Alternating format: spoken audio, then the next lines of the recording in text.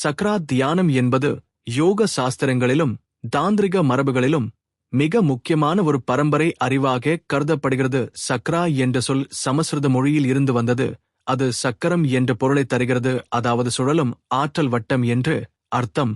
மனித உடல் வெறும் எலும்பு, மாமிச ரத்தம் ஆகியவற்றின் கூட்டு அல்ல. அதற்குள் நுண்ணிய ஆற்றல் மண்டலங்கள் இயங்கிக் கொண்டிருக்கின்றன. அந்த ஆற்றல் மண்டலங்களின் மையங்களில் உருவாகும் சுழற்சி புள்ளிகளே சக்ரா என்று அழைக்கப்படுகின்றன. சக்ராக்கள் எண்ணிக்கை 7 என்று பொதுவாக கருதப்படுகின்றன. அவை முதுகெலும்பின் அடிப்பகுதியில் இருந்து தலையின் உச்சி வரை படிப்படியாக அமைந்துள்ளன. ஒவ்வொரு சக்ராவும் தனித்தனி ஆற்றல் தன்மை மற்றும் ஆன்மீக அர்த்தத்தை கொண்டுள்ளது. மூலாதார சக்ரா வாழ்வாதாரத்தை குறிக்கும் போது, சஹஸ்ரார சக்ரா தெய்வீக ஒன்றிணைப்பை குறிக்கிறது. இதன் நடுவே உள்ள சுவாதிஷ்டான மணிபூரக அநாகத விசுத்தி ஜா ஆகிய சக்ராக்கள் மனித வாழ்க்கையின் உணர்ச்சி ஆற்றல், அறிவு, அன்பு வெளிப்பாடு போன்ற அனைத்தையும் சமநிலைப்படுத்துகின்றன. சக்ரா தியானத்தின் முக்கியத்துவம் என்ன என்றால், மனிதன் தனது உள்ளார்ந்த ஆற்றலை சரியாக இயக்கிக் கொள்ள உதவுகிறது. பலரது வாழ்க்கையில் ஏற்படும் பதட்டம், மன அழுத்தம், துக்கம், கோபம் போன்றவை சக்ராக்களில் ஏற்படும் தடை காரணமாகும். இந்த தடைகளை தியானம் மூலம் அகற்றினால் உடல், மனம், ஆன்மா என்ற 3 நிலைகளிலும் ஒரு ஆழ்ந்த அமைதி மற்றும் சுகம் கிடைக்கிறது. ஆன்மீக ரீதியாக பார்க்கும்போது சக்ரா தியானம் என்பது ஆன்மாவின் விழிப்புணர்ச்சிக்கான ஒரு பாதையாகும். யோகிகள் தங்கள் குண்டலினி சக்தியை எழுப்பி சக்ராக்களின் வழியே மேலே கொண்டு செல்லும் போது தெய்வீக ஒன்றிணைப்பு எனப்படும் நிலையை அடைகிறார்கள். அதாவது தனி ஆத்மா பரமாத்மாவுடன் கலப்பதற்கான வழியே சக்ரா தியானம் ஆகும். அறிவியல் நோக்கில் பார்ப்பதற்கும் இது மிக சுவாரஸ்யமாக இருக்கிறது. நரம்பியல் ஆராய்ச்சிகளில் மூளை மற்றும் முதுகுத்தண்டு இணைப்புகளில் மின்சார அலைகள் ஓடும் மையங்கள் உள்ளன. அவை உடலின் ஹார்மோன் சுரப்பிகள் மற்றும் நரம்பியல் சிக்னல்களுடன் தொடர்பு கொண்டுள்ளன. ஒவ்வொரு சக்ராவும் அந்தந்த ஹார்மோன் சுரப்பிகளுடன் தொடர்பு கொண்டதாக ஆராய்ச்சிகள் காட்டுகின்றன. உதாரணமாக, மூலாதார சக்ரா இடுப்பு பகுதியின் நரம்புகளுடன் சம்பந்தப்பட்டது. அநாகத சக்ரா இதயத்துடனும், விசுத்தி சக்ரா கழுத்து, தைராய்டு சுரப்பியுடனும் தொடர்புடையது. இதனால் சக்ரா தியானம் வெறும் ஆன்மீக ரீதியிலேயே இல்லாமல் உடல் ஆரோக்கியத்திற்கும் பெரும் பங்களிப்பு செய்கிறது. சக்ரா தியானம் செய்வதால் மனதில் உருவாகும் தெளிவு மிக அற்புதமானது. சிந்தனைகள் கட்டுப்பாட்டில் இருக்கும், எதிர்மறை உணர்ச்சிகள் குறையும், உள் வலிமை பெருகும், ஒருவரது வாழ்க்கையில் எடுக்கும் முடிவுகள் உறுதியானவை ஆகும். மேலும் தன்னம்பிக்கை பெருகுவதால் சமூகத்தில் நேர்மறையான பங்களிப்பு செய்யும் ஆற்றல் அவருக்குள் பெருகும். சக்ரா தியானத்தை ஆழமாக கற்றுக்கொள்ள விரும்புபவர் முதலில் சக்ரா என்ன என்பதை புரிந்து கொள்ள வேண்டும். பின்னர் ஒவ்வொரு சக்ராவும் எவ்வாறு செயல்படுகிறது, அதை திறப்பதற்கான ரகசியம் என்ன என்பதை அறிவது அவசியம். அடுத்தடுத்த பகுதிகளில் நாமே அந்த 7 சக்ராக்களின் தன்மை, அவற்றின் ஆன்மீகமும் அறிவியலும், அவற்றை திறக்கும் தியான முறைகளும் விரிவாக பார்க்கப் போகிறோம். மனிதனுடைய உடல் வெறும் அண்டங்களின் கூட்டு மட்டுமல்ல, அது ஒரு நுண்ணிய ஆற்றல் அமைப்பு. அந்த அமைப்புக்குள் சுழண்டோடும் பல ஆற்றல் மையங்கள் உள்ளன. அவற்றைத்தான் சக்ரா என்று அழைக்கின்றோம்.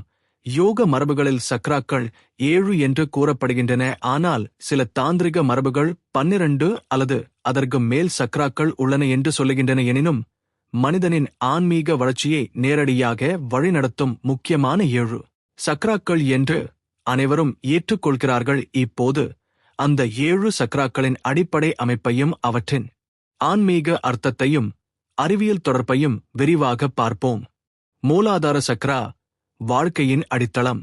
முதுகுத்தண்டின் அடிப்பகுதியில் இடுப்பு எலும்பின் அருகே அமைந்திருக்கும் இந்த சக்ரா மனிதனின் வாழ்வாதார சக்தியை குறிக்கிறது. மூலாதாரம் என்றால் வேர் எனும் பொருள். மரத்திற்கு வேர் எப்படியோ மனிதனுக்கு இந்த சக்ரா அவ்வாறே உள்ளது. நிலைத்தன்மை, பாதுகாப்பு, அச்சமின்மை, உடல் ஆரோக்கியம் ஆகியவை இந்த சக்ராவுடன் தொடர்புடையவை.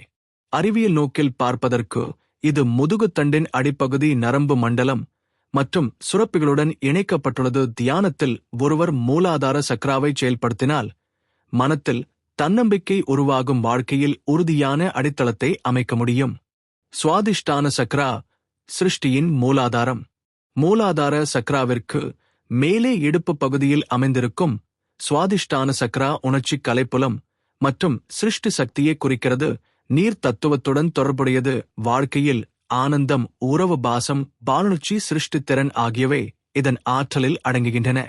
மருத்துவ ரீதியாக சுவாதிஷ்டான சக்ரா சிறுநீரகம், பிரஜன உறுப்புகள் மற்றும் ஹார்மோன் சுரப்பிகளுடன் தொடர்புடையது. இந்த சக்ரா சமநிலையில் இருந்தால் ஒருவர் உள்ளார்ந்த கலைத்திறனை வெளிப்படுத்தி வாழ்க்கையை படைப்பாற்றலோடு வாழ முடியும். மணிபூரக சக்ரா தனித்திறனின் மையம். உடலின் நாபி பகுதியில் அமைந்துள்ள மணிபூரக சக்ரா தீ தத்துவத்துடன் தொடர்புடையது. சுயநம்பிக்கை, தனித்தன்மை, ஆற்றல், உடல் ஜீரண சக்தி ஆகியவை இதன் ஆற்றலில் அடங்குகின்றன. மனிதன் எடுக்கும் முடிவுகள், அவனது வாழ்க்கை நிலைமை இந்த சக்ரா எவ்வாறு செயல்படுகிறது என்பதில் தங்கியுள்ளது. அறிவியல் பார்வையில் இது ஜீரண அமைப்பும் சுரப்பிகளும் தொடர்புடையது. ஒருவர் மணிபூரக சக்ராவை திறக்கும் போது அசைக்க முடியாத நம்பிக்கை மற்றும் செயல் ஆற்றல் அவருக்குள் உருவாகிறது. அநாஹத சக்ரா இதயத்தின் ஆன்மீக இசை. மார்பின் நடுப்பகுதியில் அமைந்துள்ள அநாஹத சக்ரா காற்று தத்துவத்துடன் தொடர்புடையது. இது அன்பு, கருணை, மன்னிப்பு, பாசம் ஆகியவற்றின் மையமாகும். அநாஹதம் என்றால் தொடாத சத்தம் என்று பொருள். இதயம் ஆன்மாவின் சத்தமற்ற இசையை வெளிப்படுத்தும் மையம் என்பதே இந்த சக்ராவின் உள்பொருள். மருத்துவ ரீதியாக இதயம், நுரையீரல், இரத்த சுழற்சி அமைப்பு ஆகியவற்றுடன் தொடர்புடையது. அநாஹத சக்ரா திறக்கப்பட்டால் ஒருவரின் உள்ளார்ந்த அன்பு எல்லையற்றதாக மாறும். சமூகத்துடன் மனிதாபிமான பந்தம் ஆழமாகும். விஷுத்தி சக்ரா சொற்களின் சக்தி. கழுத்து பகுதியில் அமைந்துள்ள விஷுத்தி சக்ரா ஒலி வெளிப்பாடு, உண்மையை வெளிப்படுத்தும் திறன் ஆகியவற்றின் மையமாகும். இது ஆகாய தத்துவத்துடன் தொடர்புடையது. பேச்சு, குரல், கலைப்புலம், கவிதை, இசை ஆகியவை இதன் ஆற்றலால் மேம்படுகின்றன. அறிவியல் பார்வையில் விஷுத்தி சக்ரா தைராய்டு சுரப்பிகளுடன் நெருங்கிய தொடர்பு கொண்டுள்ளது. தியானத்தில் இதனை சுத்தமாக வைத்தால் ஒருவர் தமது உண்மையை தெளிவாக வெளிப்படுத்துவார். மற்றவர்களுடன் உறவாடும் திறன் அதிகரிக்கும். ஜா சக்ரா மூன்றாம் கண். இரு புருவங்களுக்கிடையில் அமைந்திருக்கும். நா சக்ரா அறிவு, பார்வை, உள் உணர்வு ஆகியவற்றின் மையமாகும். இது மனம் மற்றும் ஆன்மாவின் இடையே பாலமாக செயல்படுகிறது. மூன்றாம் கண் திறக்கப்பட்டால் ஒருவர் உலகை வெளிப்படையாக மட்டுமல்லாமல் உள்மனதின் ஆழத்தையும் உணரக்கூடிய நிலை பெறுவார். மருத்துவ ரீதியாக ஜா சக்ரா பிட்டூட்டரி சுரப்பியுடன் தொடர்புடையது. நினைவாற்றல், தீர்க்க தரிசனம், உள்ளுணர்வு ஆகியவற்றின் மேம்பாட்டிற்கு இந்த சக்ரா முக்கிய காரணியாகிறது. சஹஸ்ரார சக்ரா தெய்வீக இணைப்பு. தலையின் உச்சியில் அமைந்திருக்கும் சஹஸ்ரார சக்ரா ஆன்மீக விழிப்புணர்ச்சியின் உச்சநிலை. தெய்வீக ஒன்றிணைப்பு, சுத்தமான ஒளி, ஆனந்தம் ஆகியவற்றின் மையமாகும். 1000 இதழ்கள் கொண்ட தாமரை என்று இதனை யோகிகள் விவரிக்கிறார்கள். மருத்துவ பார்வையில் சஹஸ்ரார சக்ரா மூளை முழுவதும் உள்ள நரம்பு மண்டலத்துடன் தொடர்புடையது. இதன் செயல்பாடு மனிதனை ஆன்மீக சுதந்திரத்துக்கு இட்டுச் செல்கிறது. இந்த 7 சக்ராக்கள் அனைத்தும் ஒருவரின் உடல், மனம், ஆன்மா என்ற மூன்றையும் சமநிலைப்படுத்தும் ஆற்றலை கொண்டுள்ளன. ஒவ்வொரு சக்ராவும் தனித்தனி இசை, அலை, நிறம், மந்திரம் ஆகியவற்றை உடையதாகவும் கூறப்படுகிறது. எனவே சக்ரா தியானம் செய்வது என்பது இவை அனைத்தையும் ஒருங்கிணைத்து உள்ளார்ந்த ஆற்றலை எழுப்புவதாகும். மூலாதார சக்ரா தியானம். மனித வாழ்க்கையின் அடித்தளம் என்ன என்பதை அறிய வேண்டும் என்றால் முதலில் மூலாதார சக்ராவை புரிந்து கொள்ள வேண்டும். மூலாதாரம் என்று சொல்லே வேர் என்று பொருள். உடலில் உள்ள அனைத்து சக்ராக்களின் அடிப்படையாக இருக்கும் இந்த மையம் முதுகுத்தண்டின் அடிப்பகுதியில் இடுப்பின் அருகே அமைந்துள்ளது. இதுவே வாழ்க்கையின் அடிப்படை சக்தி நிலையம் என்று யோகிகள் விளக்குகின்றனர். ஒரு மரத்திற்கு வேர்கள் எவ்வளவு ஆழமாக இருக்கின்றனவோ அதன் வளர்ச்சி அவ்வளவு வலிமையானதாக இருக்கும். அதுபோல மனிதனுடைய வாழ்வாதார சக்தி மூலாதார சக்ரா எவ்வாறு நிலைத்திருக்கிறது என்பதை பொறுத்தே அமையும். மூலாதார சக்ராவின் ஆன்மீக பொருள். மூலாதார சக்ரா புவி தத்துவத்துடன் தொடர்புடையது. நிலம் எவ்வாறு மனிதனை தாங்குகிறது அவ்வாறே இந்த சக்ரா நம் வாழ்வை நிலைத்தன்மையுடன் தாங்குகிறது. அச்சம், அலைச்சல், பாதுகாப்பின்மை, குறைந்த தன்னம்பிக்கை ஆகியவை மூலாதாரம் பலவீனமாக இருக்கும்போது தோன்றுகின்றன. மறுபுறம் நம்பிக்கை, உறுதி, தைரியம், பாதுகாப்பு உணர்வு ஆகியவை மூலாதாரம் சமநிலையில் இருக்கும்போது இயல்பாக வெளிப்படும். ஆன்மீக ரீதியாக யோகிகள் மூலாதார சக்ராவை குண்டலினி சக்தியின் வாசஸ்தலம் என்று கூறுகின்றனர். பாம்பு போல சுருண்டு உறங்கிக் கொண்டிருக்கும் அந்த சக்தி இந்த மூலாதாரத்தில் தங்கி இருக்கிறது. தியானம் பயிற்சிகள் மூலம் அது மேலே செல்லத் தொடங்கும். மூலாதார சக்ராவின் அறிவியல் நோக்கு. நரம்பியல் ஆராய்ச்சியில் மூலாதார சக்ரா முதுகுத்தண்டின் அடிப்பகுதி நரம்புகள் மற்றும் அட்ரினல் சுரப்பிகளுடன் தொடர்புடையது என்று கூறப்படுகிறது. உடலில் எரிசக்தி ஏற்படுவதற்கான ஹார்மோன்கள் இங்கிருந்தே சுரக்கின்றன. ஒருவர் பயப்படும் போது அல்லது போராடும் நிலைக்கு வந்தால் உடலில் சுரக்கும் அட்ரினலின் ஹார்மோன் அவருக்கு தற்காலிக ஆற்றலை வழங்குகிறது. இதுவே மூலாதார சக்ராவின் செயல்பாட்டுடன் நேரடியாக தொடர்புடையது. மூலாதார சக்ராவின் அடையாளங்கள். இந்த சக்ரா சமநிலையில் இருக்கும்போது ஒருவர் வாழ்க்கையில் நிலைத்தன்மை கொண்டவராக இருப்பார். தன்னம்பிக்கை அதிகரிக்கும், ஆரோக்கியம் உறுதியானதாகும், பணியில் ஆர்வம் உண்டாகும், குடும்பம் சமுதாயம் ஆகியவற்றுடன் நல்ல பந்தம் வலுப்படும். ஆனால் இந்த சக்ரா தடையாக இருப்பின் பயம் அதிகரிக்கும், எப்போதும் பதட்டமாக இருப்பார், வாழ்க்கையில் பாதுகாப்பு உணர்வு குறைந்து போகும், உடல்நிலை சோர்வு அடையும், நோய்கள் தாக்கும், பணம் செல்வம் பற்றிய அச்சம் அதிகரிக்கும். மூலாதார சக்ரா தியான முறைகள். 1. சுவாசம் மூலம் தியானம். முதலில் நேராக உட்கார்ந்து கண்களை மூடி ஆழ்ந்த மூச்சு எடுத்து மெதுவாக விட வேண்டும். கவனத்தை முதுகுத்தண்டின் அடிப்பகுதியில் நிறுத்த வேண்டும். அந்த இடத்தில் சிவப்பு நிற ஒளி சுழன்று கொண்டிருப்பதை கற்பனை செய்ய வேண்டும். சிவப்பு நிறம் மூலாதார சக்ராவின் அடையாளமாகும். 2. மந்திர ஜபம். மூலாதார சக்ராவுக்கு தொடர்புடைய மந்திரம் லம் என்று கூறப்படுகிறது. அந்த ஒலியை மெதுவாக சுவாசத்துடன் ஒத்திசைந்து உச்சரிக்க வேண்டும். ஒலி அதிர்வுகள் முதுகுத்தண்டின் அடிப்பகுதியில் அதிர்வுகளை ஏற்படுத்தும். 3. கற்பனை தியானம். நிலத்தில் வேர்கள் போல தன்னுடைய உடல் ஆழமாக பதிந்து பாதுகாப்பாக தாங்கிக் கொள்கிறது என்று கற்பனை செய்ய வேண்டும். மரத்திற்கு வேர் எப்படியோ அதுபோல் நாமும் பூமியுடன் இணைந்திருப்பதாக உணர வேண்டும்.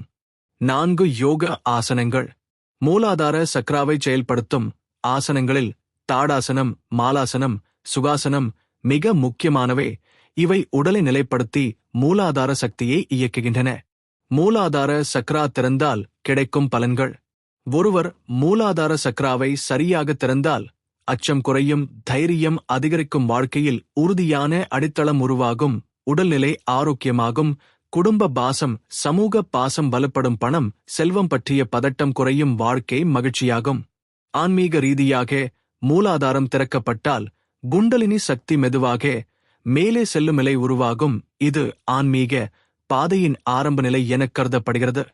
மூலாதார சக்ரா பற்றிய பரிந்துரைகள். மூலாதார சக்ரா பலவீனமாக உள்ளவர்கள் தினசரி தரையில் காலில் நடப்பது சிறந்த பயிற்சி. பூமியுடன் நேரடி தொடர்பு இந்த சக்ராவை சுத்தப்படுத்துகிறது. சிவப்பு நிற ஆடைகள் அணிவது, சிவப்பு நிற உணவுகள் உட்கொள்வது போன்றவை சக்ராவை வலுப்படுத்தும். தியானத்தில் தினமும் குறைந்தது 10 நிமிடங்கள் மூலாதார சக்ராவை கவனிப்பதும் மிக முக்கியம். சுவாதிஷ்டான சக்ரா தியானம். மூலாதார சக்ரா வாழ்க்கையின் அடித்தளம் என்றால் அதற்கு மேலே இருக்கும் சுவாதிஷ்டான சக்ரா வாழ்க்கையின் இனிமையையும் சிருஷ்டி சக்தியையும் குறிக்கிறது. சுவாதிஷ்டானம் என்ற சொல்லுக்கு இனிய வாசஸ்தலம் அல்லது இனிய இருப்பிடம் என்ற பொருள் வருகிறது. இது இடுப்பு பகுதியில், அதாவது நாபியின் கீழே 2 விரல் அளவு தூரத்தில் அமைந்துள்ளது. நீர் தத்துவத்துடன் தொடர்புடைய இந்த சக்ரா மனிதனின் உணர்ச்சிகள், கலை, புலம், உறவுகள், பாலனர்ச்சி மற்றும் படைப்பாற்றலை இயக்குகிறது. சுவாதிஷ்டான சக்ராவின் ஆன்மீக பொருள். மனித வாழ்க்கை வெறும் உயிர் வாழ்வில் மட்டும் நிறைவடையாது. அதில் இன்பம், கலை, பாசம், அன்பு, உறவு, சிருஷ்டித்திறன் ஆகியவை இருக்க வேண்டும். இந்த சக்ரா அவற்றை வெளிப்படுத்தும் மையமாகிறது. ஒருவர் சுவாதிஷ்டான சக்ராவை திறக்கும் போது வாழ்க்கையை அழகாக அனுபவிக்கும் திறன் அதிகரிக்கும். அவர் கலை உலகில் சிறந்து விளங்க முடியும். உறவுகளில் நேர்மை, பாசம் உருவாகும். உள்ளார்ந்த ஆனந்தம் பெருகும். தாந்திரிக மரபுகளில் சுவாதிஷ்டானம் பாலனர்ச்சியின் சுத்தமான வடிவம் என்று குறிப்பிடப்படுகிறது. இது உடலை மட்டும் சார்ந்தது அல்ல. ஆன்மீக தளத்தில் பாலனர்ச்சி சக்தி சிருஷ்டி சக்தியாக உயர்கிறது. கலைஞர்கள், கவிஞர்கள், இசைக்கலைஞர்கள் ஆகியோரின் சிருஷ்டி ஆற்றல் இந்த சக்ராவின் செயல்பாட்டில் இருந்து எழுகிறது என்று பலர் கூறுகின்றனர். சுவாதிஷ்டான சக்ராவின் அறிவியல் நோக்கு. இந்த சக்ரா உடலில் உள்ள பிரஜன உறுப்புகள், சிறுநீரகம் மற்றும் ஹார்மோன் சுரப்பிகளுடன் தொடர்புடையது. உடலின் ஹார்மோன் சமநிலைக்கு முக்கிய பங்கு வகிப்பது சுவாதிஷ்டான சக்ராவாகும். இந்த சக்ரா சமநிலையில் இருந்தால் உடல் இனப்பெருக்க அமைப்பு ஆரோக்கியமாக இருக்கும், மனம் மகிழ்ச்சியாக இருக்கும், படைப்பாற்றல் வெளிப்படும். ஆனால் தடையாக இருந்தால் ஹார்மோன் சமநிலை பாதிக்கப்படும், மன அழுத்தம் அதிகரிக்கும், பாலனர்ச்சி சிக்கல்கள் தோன்றும், கலை ஆற்றல் அடங்கிப் போகும். சுவாதிஷ்டான சக்ராவின் அடையாளங்கள். சமநிலையில் இருந்தால் மனம் இன்பமாக இருக்கும், உறவுகளில் அன்பும் பாசமும் இருக்கும், கலைத்திறன் வெளிப்படும், படைப்பாற்றல் வளர்ச்சி அடையும், உடல் ஆரோக்கியமாக இருக்கும். தடை ஏற்பட்டால் மனம் எப்போதும் குற்ற உணர்வில் சிக்கிக்கொள்ளும், உறவுகளில் பிரச்சினைகள் தோன்றும், பொறாமை கோபம் அதிகரிக்கும், கலைத்திறன் அடங்கிப் போகும், உடலில் சிறுநீரக பிரச்சினைகள் அல்லது இனப்பெருக்க சிக்கல்கள் தோன்றும். சுவாதிஷ்டான சக்ரா தியான முறைகள். 1. சுவாச தியானம். நேராக அமர்ந்து கண்களை மூடி நாபியின் கீழே உள்ள பகுதியில் கவனம் செலுத்த வேண்டும். அந்த இடத்தில் ஆரஞ்சு நிற ஒளி சுழன்று கொண்டிருப்பதை கற்பனை செய்ய வேண்டும். சுவாசத்தை ஆழமாக எடுத்துக்கொண்டு மெதுவாக விட வேண்டும். ஒவ்வொரு சுவாசத்திலும் அந்த ஒளி அதிகமாக பிரகாசிக்கிறது என்று உணர வேண்டும். 2. மந்திர ஜபம். சுவாதிஷ்டான சக்ராவுக்கு உரிய பீஜ மந்திரம் வம் என்று கூறப்படுகிறது. அதை மெதுவாக உச்சரிக்க வேண்டும். இந்த ஒலியின் அதிர்வுகள் இடுப்பு பகுதியை செயல்படுத்தி சக்ராவை சுத்தப்படுத்தும். 3. கற்பனை தியானம். ஒருவர் தன்னை ஒரு சுத்தமான ஆற்றில் நீந்திக் கொண்டிருப்பதாக கற்பனை செய்ய வேண்டும். நீர் எவ்வாறு சுத்தம் செய்கின்றதோ அதுபோல நம் மன உணர்வுகளை சுத்தம் செய்கிறது என்று உணர வேண்டும். 4. யோக ஆசனங்கள். சுவாதிஷ்டான சக்ராவை திறக்கும் ஆசனங்களில் பத்மாசனம், புஜங்காசனம், தண்டாசனம் மிக முக்கியமானவை. இவை இடுப்பு பகுதியை திறக்க உதவுகின்றன. சுவாதிஷ்டான சக்ரா திறந்தால் கிடைக்கும் பலன்கள். ஒருவர் இந்த சக்ராவை திறந்தால் உள்ளார்ந்த மகிழ்ச்சி அதிகரிக்கும், உறவுகளில் பாசமும் சமாதானமும் வளரும், கலைத்திறன் வெளிப்படும், படைப்பாற்றல் பெருகும், உடலில் ஹார்மோன் சமநிலை ஏற்படும், மன அழுத்தம் குறையும். ஆன்மீக ரீதியாக சுவாதிஷ்டானம் திறந்தால் ஒருவர் கலை மற்றும் சிருஷ்டி சக்தியை தெய்வீக சேவைக்கு பயன்படுத்த முடியும். சுவாதிஷ்டான சக்ரா பற்றிய பரிந்துரைகள். இந்த சக்ரா பலவீனமாக உள்ளவர்கள் தினசரி தண்ணீரில் சிறிது நேரம் கழிப்பது சிறந்தது. நீர் உடலையும் மனத்தையும் சுத்தப்படுத்துகிறது. ஆரஞ்சு நிற ஆடைகள் அணிவது, ஆரஞ்சு நிற உணவுகள், ஆரஞ்சு பழம், கேரட், பரங்கிக்காய் உட்கொள்வது போன்றவை சக்ராவை வலுப்படுத்தும். தினசரி குறைந்தது 15 நிமிடங்கள் சுவாதிஷ்டான சக்ரா தியானத்தில் செலவழிப்பது மிகவும் பயனுள்ளதாகும். மணிபூரக சக்ரா தியானம். சக்ரா பயணத்தில் 3வது மையமாக இருக்கும் மணிபூரக சக்ரா உடலின் நாபி பகுதியில் அமைந்துள்ளது. இது தீ தத்துவத்துடன் தொடர்புடைய சக்ரா ஆகும். மணிப்பூரம் என்ற சொல்லுக்கு ரத்தினங்களின் நகரம் அல்லது ஒளியின் நகரம் என்று அர்த்தம் வருகிறது. அதாவது மனிதனின் உள்ளார்ந்த ஆற்றல் ஒளி வெளிப்படும் இடம் என்பதே இதன் பொருள். வாழ்க்கையில் சுய நம்பிக்கை, தனித்திறன், உற்சாகம், ஆற்றல் கட்டுப்பாடு ஆகிய அனைத்தும் மணிபூரக சக்ராவிலிருந்தே எழுகின்றன. மணிபூரக சக்ராவின் ஆன்மீக பொருள். மூலாதாரமும் சுவாதிஷ்டானமும் வாழ்வியல் அடித்தளத்தையும் உணர்ச்சி உலகையும் குறிக்கும் போது மணிபூரக சக்ரா நம் தனித்திறனையும் ஆற்றலையும் வெளிப்படுத்துகிறது. வாழ்க்கையில் ஒருவர் எடுக்கும் முடிவுகள் அவரது முன்னேற்றத்தை நிர்ணயிக்கின்றன. அந்த முடிவுகளை எடுக்க உதவும் தன்னம்பிக்கை, உறுதி, தீவிரம் அனைத்தும் இந்த சக்ராவின் செயல்பாட்டில் உள்ளது. ஆன்மீக ரீதியாக இந்த சக்ரா தனி ஆத்மாவை வலுப்படுத்தி அது உச்சநிலை நோக்கிச் செல்லும் பாதையை சுத்தமாக்குகிறது. ஒருவர் மணிபூரக சக்ராவை திறக்கும் போது தன்னுடைய சுய அடையாளத்தை உணர்ந்து தன்னை உலகிற்கு அர்ப்பணிக்க தயாராகிறார். மணிபூரக சக்ராவின் அறிவியல் நோக்கு. மணிபூரக சக்ரா ஜீரண அமைப்பு, கல்லீரல், குடல் அசையம் ஆகியவற்றுடன் தொடர்புடையது. உடலில் உணவை ஆற்றலாக மாற்றும் மையம் இதுவே ஆகும். அறிவியல் ரீதியாக பாங்கிரியா சுரப்பி சுரக்கும் இன்சுலின் ஹார்மோன் இந்த சக்ராவின் செயல்பாட்டுடன் நெருங்கிய தொடர்பு கொண்டது. எனவே இந்த சக்ரா தடையாக இருந்தால் ஜீரண கோளாறுகள், நீரிழிவு நோய் போன்ற பிரச்சினைகள் தோன்றக்கூடும். மணிபூரக சக்ராவின் அடையாளங்கள். சமநிலையில் இருந்தால் ஒருவருக்கு வலுவான தன்னம்பிக்கை இருக்கும், உடலில் உற்சாகம் அதிகரிக்கும், எடுக்கும் முடிவுகளில் தெளிவு வரும், மற்றவர்களை வழிநடத்தும் திறன் வளர்க்கிறது, மன அழுத்தத்தை எளிதில் சமாளிக்க முடியும். தடை ஏற்பட்டால் எப்போதும் குற்ற உணர்வு ஏற்படும், தன்னம்பிக்கை குறையும், சோர்வு உண்டாகும், வயிற்று பிரச்சினைகள், ஜீரண கோளாறுகள் அதிகரிக்கும், வாழ்க்கையில் எதையும் தொடங்க தயங்கும் நிலை ஏற்படும். மணிபூரக சக்ரா தியான முறைகள். 1. சூரிய தியானம்.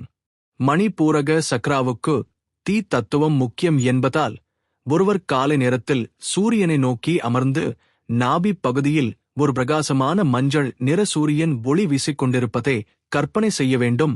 அந்த ஒளி உடலெங்கும் பரவுகிறது என்று உணர வேண்டும். 2. மந்திர ஜபம்.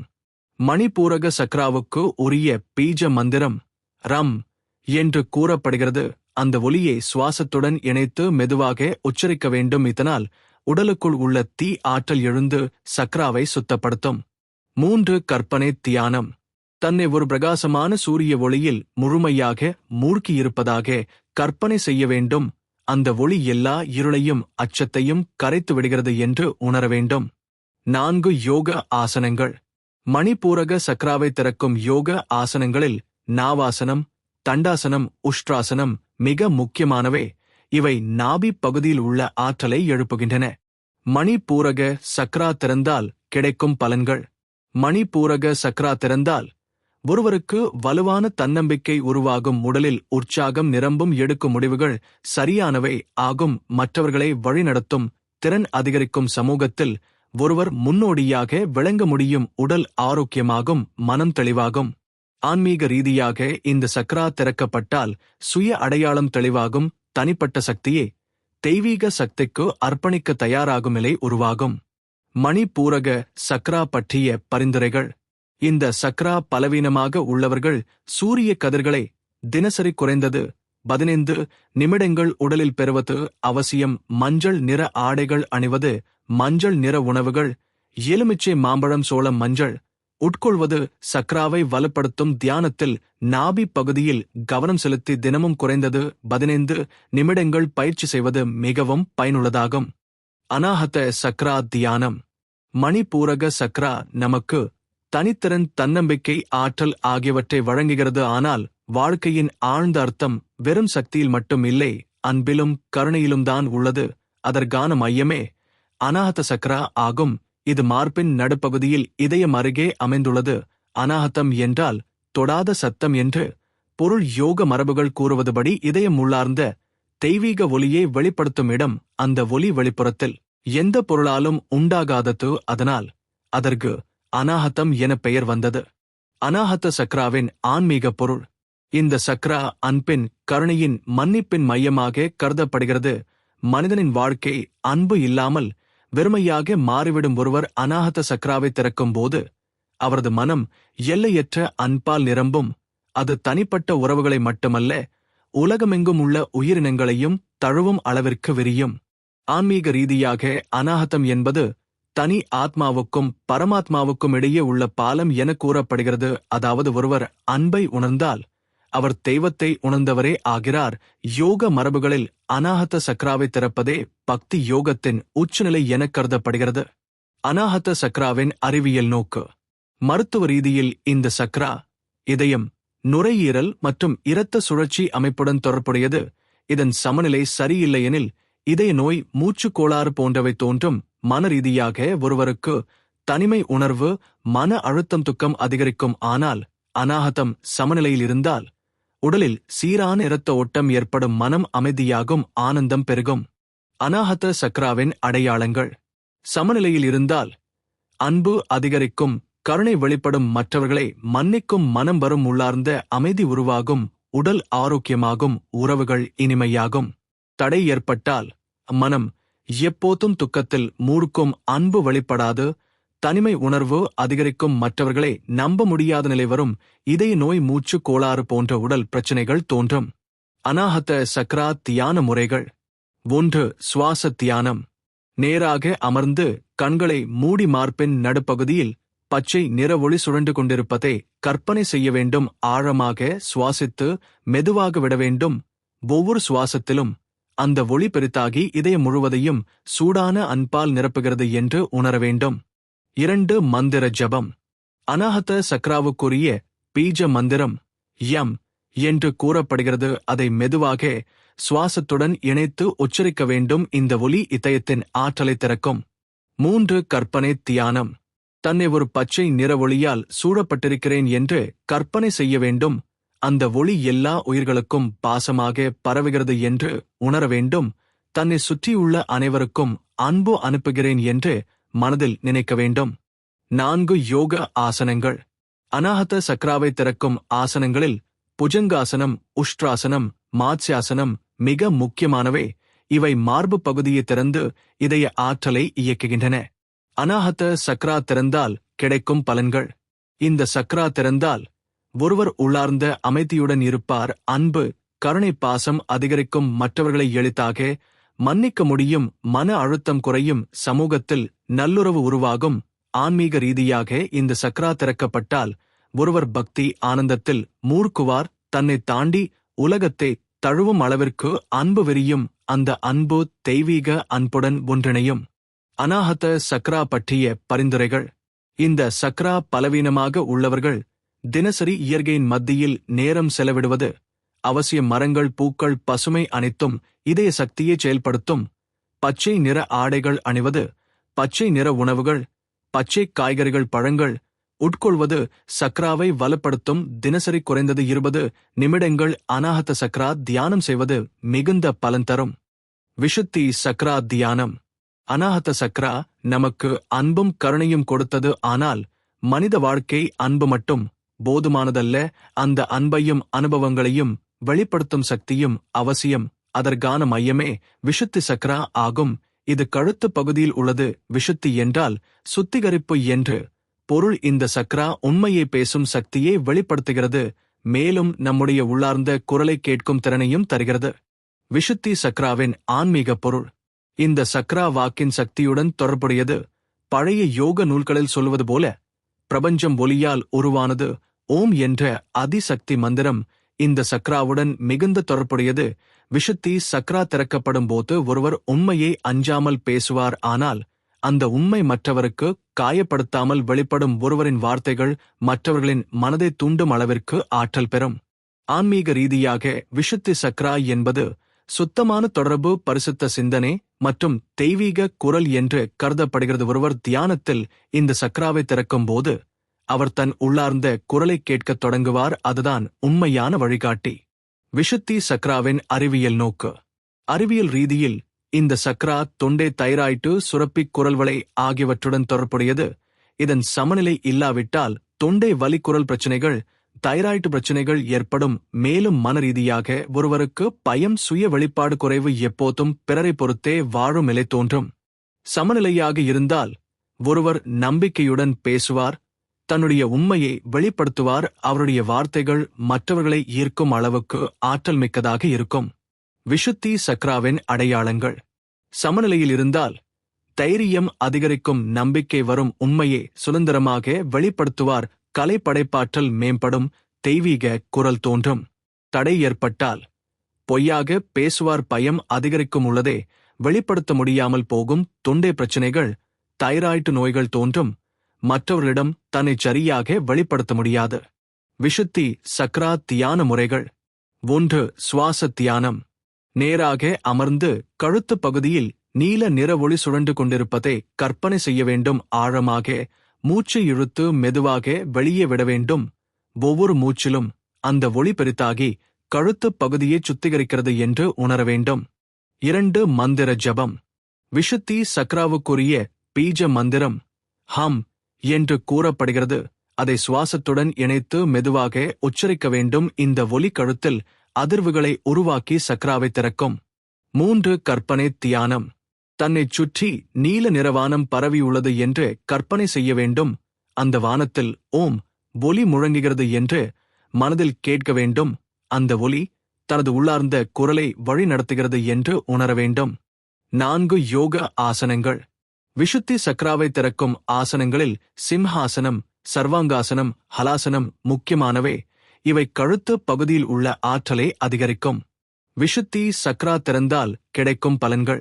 இந்த சக்ரா திறக்கப்பட்டால் ஒருவர் தன் உண்மையை வெளிப்படுத்த அஞ்சமாட்டார். அவரது வார்த்தைகள் ஆழமான தாக்கத்தை ஏற்படுத்தும். பாடல், கவிதை, உரை எழுதுதல் போன்ற கலைத்திறன்கள் வெளிப்படும். தைராய்டு பிரச்சினைகள் குறையும். உடல் ஆரோக்கியம் மேம்படும். ஆன்மீக ரீதியாக இவர் தெய்வீக ஒலியே உணரத் தொடங்குவார். அது அவரை உயர்ந்த நிலைக்கு அழைத்துச் செல்லும். விஷுத்தி சக்ரா பற்றிய பரிந்துரைகள். இந்த சக்ரா பலவீனமாக உள்ளவர்கள் தினசரி ஓம் மந்திரத்தை குறைந்தது 21 முறை உச்சரிக்க வேண்டும். நீல நிற ஆடைகள் அணிவது, நீல நிற உணவுகள், புழு, பெர்ரி, திராட்சை உண்ணுவது பயனுள்ளதாகும். தினசரி பாடல் பாடுதல், கவிதை வாசித்தல், உண்மையை பகிர்ந்து கொள்வது போன்ற பழக்க வழக்கங்கள் இந்த சக்ராவை வலுப்படுத்தும். ஆஜ்ஜா சக்ரா தியானம். மனித உடலின் சக்ரா பயணத்தில் நாம் தற்போது மிகவும் முக்கியமான நிலையை அடைகிறோம். அதுதான் ஆஜ்ஜா சக்ரா அல்லது மூன்றாவது கண் என்று அழைக்கப்படும் சக்ரா. இது நமது நெற்றியின் நடுவில் கண்களுக்கு இடையே உள்ள பகுதியில் அமைந்துள்ளது. ஆஜ்ஜா என்றால் கட்டளை அல்லது வழிகாட்டல் என்று பொருள். இந்த சக்ரா மனிதனின் மன ஆற்றல், ஞானம், உள்ளுணர்வு ஆகியவற்றின் மையமாக கருதப்படுகிறது. ஆஜ்ஜா சக்ராவின் ஆன்மீக அர்த்தம். ஆஜ்ஜா சக்ரா ஆன்மீக ரீதியாக திறக்கப்பட்டால் ஒருவர் தனது உள்ளுணர்வை தெளிவாக உணர முடியும். அவருக்கு சாதாரண கண்கள் காண முடியாத நுண்ணிய ஆற்றல்கள் மற்றும் உண்மைகள் வெளிப்படும். இதுதான் மனிதனை வெளி உலகத்தில் இருந்து உள் உலகிற்கு அழைக்கும் கதவாகும். மூன்றாவது கண் திறக்கும் போது ஒருவர் தனது வாழ்க்கையின் உண்மையான நோக்கத்தை அறிய ஆரம்பிப்பார். பிரபஞ்சத்தின் ஆற்றலோடு தன்னை இணைத்துக் கொள்ளத் தொடங்குவார். இந்த சக்ராதான் யோகியின் உண்மையான ஆன்மீக கண். அது திறக்கப்பட்டால் அவர் காலம், இடம், எல்லைகளை தாண்டி பார்க்கும் திறனை அடைவார். சிலர் இதனை தீர்க்க தரிசனம் என்றும் அழைப்பர். ஆஜ்ஜா சக்ராவின் அறிவியல் நோக்கு. அறிவியல் ரீதியாக இந்த சக்ரா மூளையின் பைனியல் சுரப்பி மற்றும் பிட்டுட்ரி சுரப்பியுடன் தொடர்புடையது. இவை ஹார்மோன்களை கட்டுப்படுத்தும் முக்கிய மையங்கள். மனிதனின் நித்திரை சுழற்சி, மனநிலை, உடல் சமநிலை ஆகியவற்றை இவை தீர்மானிக்கின்றன. பைனியல் சுரப்பி மெலட்டோனின் என்ற ஹார்மோனை உற்பத்தி செய்கிறது. இது தூக்கத்தையும் விழிப்பு நிலையையும் கட்டுப்படுத்துகிறது. யோக நூல்களில் கூறப்படும் மூன்றாவது கண் இந்த பைனியல் சுரப்பியோடு நேரடியாக தொடர்புடையதாக விஞ்ஞானிகள் கருதுகின்றனர். ஆஜ்ஜா சக்ராவின் அடையாளங்கள். சமநிலையில் இருந்தால் ஒருவர் ஆழமான ஞானத்தை அடைவார். அவரின் உள்ளுணர்வு வலுவாக இருக்கும். சரியான முடிவுகளை எடுப்பார். சிருஷ்டித் திறன் அதிகரிக்கும். கனவுகளில் வரும் குறியீடுகளை புரிந்து கொள்வார். தெய்வீக சின்னங்களை உணர்வார். தடை ஏற்பட்டால் குழப்பம் அதிகரிக்கும். சிந்தனை தெளிவாக இருக்காது. எப்போதும் மற்றவர்களின் கருத்துக்களை பொறுத்தே வாழ்வார். தவறான வழிகாட்டல்களில் சிக்குவார். தலைவலி, கண் பிரச்சினைகள், மன அழுத்தம் ஆகியவை தோன்றும். ஆஜ்ஜா சக்ரா தியான முறைகள். 1. மூச்சு மற்றும் கற்பனை. நேராக அமர்ந்து நெற்றியின் நடுவில் ஊதா நிற ஒளி பிரகாசிக்கிறது என்று கற்பனை செய்ய வேண்டும். அந்த ஒளி சூரியனின் ஒளியைப் போல விரிந்து பரவிக் கொண்டிருப்பதை உணர வேண்டும். ஒவ்வொரு மூச்சிலும் அந்த ஒளி மேலும் தெளிவாகிறது என்று நினைக்க வேண்டும். 2. மந்திர தியானம். ஆஜ்ஜா சக்ராவுக்குரிய பீஜ மந்திரம் ஓம். இது பிரபஞ்சத்தின் முதல் ஒலி. இந்த மந்திரத்தை ஆழமாக உச்சரிக்கும் போது மூளை அதிர்வுகளை உண்டாக்கி பைனியல் சுரப்பியை தூண்டும். 3. திராடக தியானம். ஒரு தீபத்தை அல்லது ஓம் சின்னத்தை பார்த்து கொண்டு கண் சிமிட்டாமல் கவனம் செலுத்த வேண்டும். பின்னர் கண்களை மூடி அந்த உருவத்தை நெற்றியின் நடுவில் கற்பனை செய்ய வேண்டும். இது மூன்றாவது கண் திறக்க உதவும் முக்கியமான யோக முறையாகும். 4. யோக ஆசனங்கள். பத்மாசனம், பாலாசனம், சீர்ஷாசனம் போன்ற ஆசனங்கள் ஆஜ்ஜா சக்ராவின் ஆற்றலை தூண்டும். குறிப்பாக சீர்ஷாசனம் மூளைக்குச் செல்லும் இரத்த ஓட்டத்தை அதிகரித்து இந்த சக்ராவை வலுப்படுத்தும். ஆஜ்ஜா சக்ரா திறந்தால் கிடைக்கும் பலன்கள்.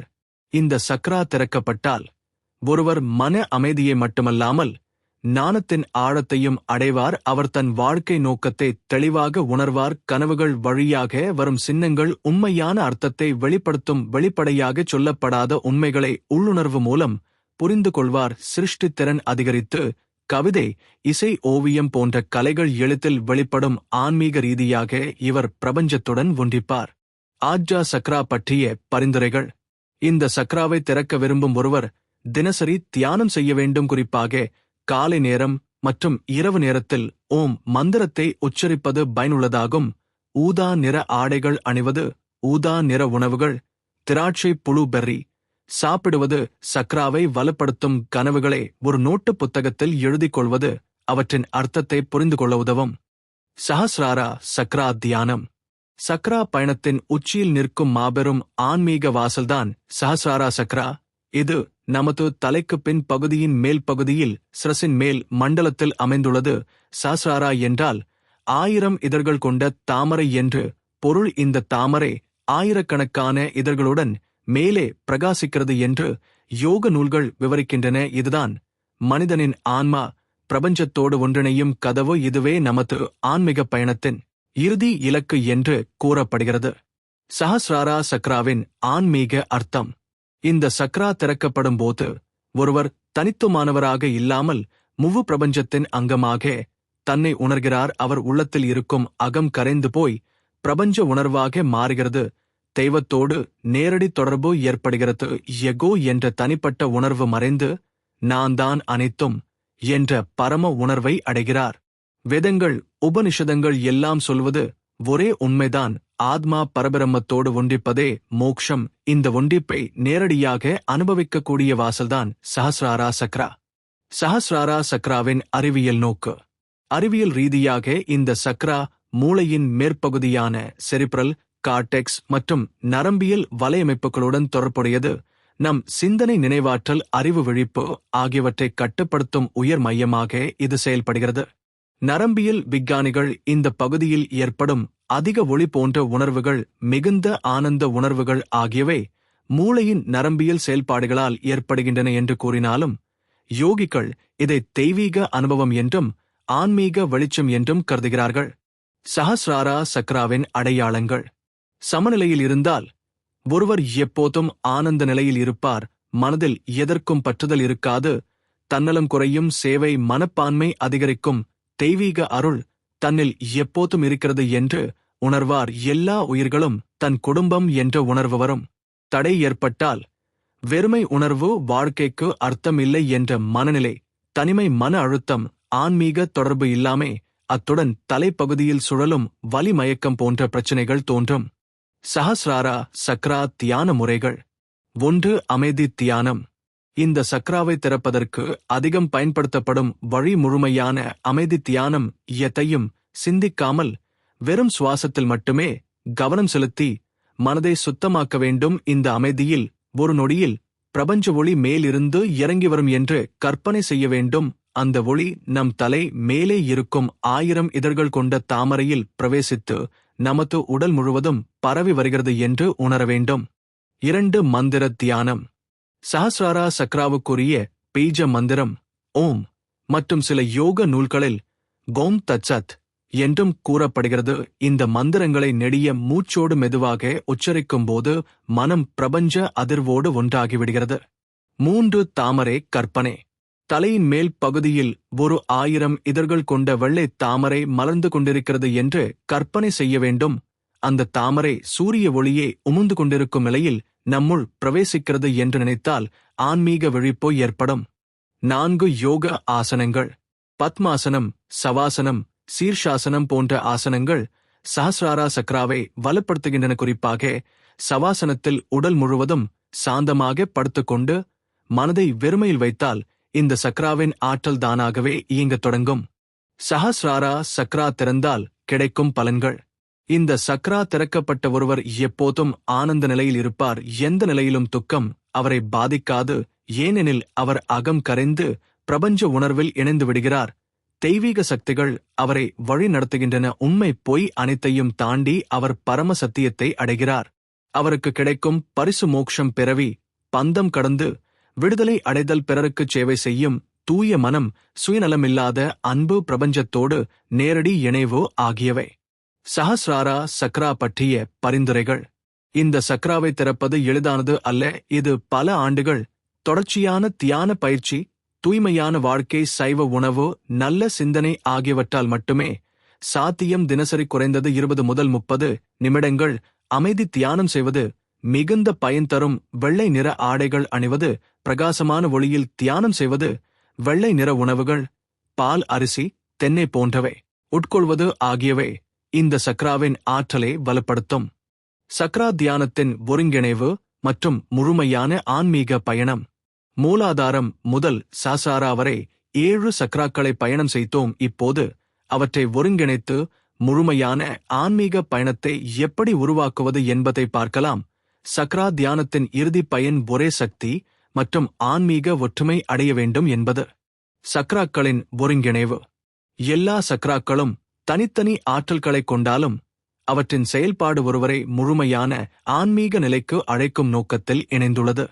மூலாதார சக்ரா அடித்தளம், நிலைத்தன்மை. சுவாதிஷ்டான சக்ரா உணர்ச்சி மற்றும் படைப்பாற்றல். மணிபூரக சக்ரா தனித்திறன், வலிமை, ஆற்றல். அநாஹத சக்ரா அன்பு, கருணை, அமைதி. விஷுத்தி சக்ரா உண்மை பேசும் திறன், தொடர்பு. ஆஜ்யா சக்ரா உள்ளுணர்வு, ஞானம், நேர்மை. சஹஸ்ராரா சக்ரா பரமாத்மாவோடு உண்டாகும் ஆனந்தம். இந்த சக்ராக்கள் தொடர்ச்சியான வடிவில் பரஸ்பர செயல்படும்போது குண்டலினி சக்தி மெதுவாக மேலே எழும். இது ஆன்மீக விழிப்பின் அடையாளம். சக்ரா தியான முறைகள் ஒருங்கிணைப்பு. 1. தொடர் தியானம். முதலில் மூலாதார சக்ராவிலிருந்து தொடங்கி ஒவ்வொரு சக்ராவையும் தனித்தனியாக தியானம் செய்வது. ஒவ்வொரு சக்ராவும் 10 முதல் 15 நிமிடங்கள். சுவாசம், மந்திரம் மற்றும் கற்பனை முறைகளை இணைத்து செயல்படுத்துதல். 2. குண்டலினி சக்தி எழுப்புதல். மூலாதாரத்தில் இருந்து சஹஸ்ராரா வரை குண்டலினி சக்தியை மெதுவாக மேலே செல்லச் செய்வது. அநாஹத சக்ராவில் பாசமான அன்பை அனுபவித்தல். ஆஜ்யா சக்ராவில் உள்ளுணர்வை வளர்த்தல். சஹஸ்ராராவில் பிரபஞ்சத்தின் ஒளியுடன் ஒன்றாகி ஆனந்தம் அனுபவித்தல். 3. ஒளி மற்றும் கற்பனை. ஒவ்வொரு சக்ராவையும் அதற்குரிய நிற ஒளி மற்றும் ஒளி இயக்கங்களை கற்பனை செய்ய வேண்டும். மூலாதார சிவப்பு, சுவாதிஷ்டான ஆரஞ்சு, மணி பூரக மஞ்சள், அநாஹத பச்சை, விஷுத்தி நீல, ஆஜ்யா ஊதா, சஹஸ்ராரா வெள்ளை அல்லது தாமரை ஒளி. சக்ரா தியானத்தின் பலன்கள். உடல் ரீதியாக நரம்பியல் சமநிலை, ஹார்மோன் சீர்திருத்தம், உடல் ஆரோக்கியம். மன ரீதியாக மன அமைதி, மன அழுத்தம் குறைவு, நம்பிக்கை, உற்சாகம், படைப்பாற்றல். ஆன்மீக ரீதியாக உள்ளுணர்வு மேம்பாடு, பரம ஆத்மாவோடு இணைவு, ஆனந்தம், பக்தி, சாந்தி. சக்ரா தியானத்தின் பரிந்துரைகள். தினமும் குறைந்தது 30 முதல் 60 நிமிடங்கள் தொடர் தியானம். அமைதியான இடம், குறைந்த கலவரம், பீஜ மந்திரங்கள் மற்றும் ஒளி கற்பனை ஒன்றிணைத்தல். இயற்கை அருகே தியானம், மண், காற்று, மரங்கள். சுய ஒளிவு மற்றும் உணர்ச்சிகளை கவனித்து அனுபவித்தல். இந்த பயணம் மூலம் மனிதன் உடல், மனம், ஆன்மா மூன்றையும் ஒருங்கிணைத்து முழுமையான ஆன்மீக நிலையை அடையும். இந்த பயணம் மட்டுமல்லாமல் அவரது வாழ்க்கை நம்பிக்கை, உறவுகள், படைப்பாற்றல் மற்றும் ஆன்மீக விழிப்பில் அனைத்து தரப்பிலும் மாற்றத்தை ஏற்படுத்தும்.